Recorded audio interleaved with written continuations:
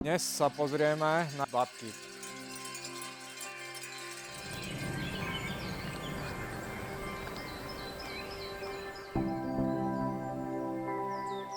Čerstvo vyrášaná tráva s prvosienkami je pokrytá ešte čerstvejšie napadnutým snehom.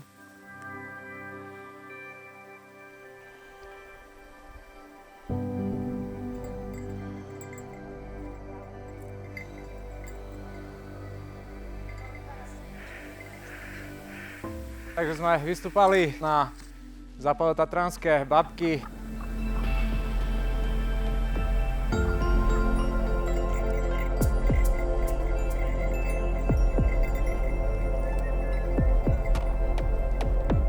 Zo sedla pred úvratie pokračujeme na chatu pod náružím. Je to nenáročná túra s takmer 1000-ovým prevýšením.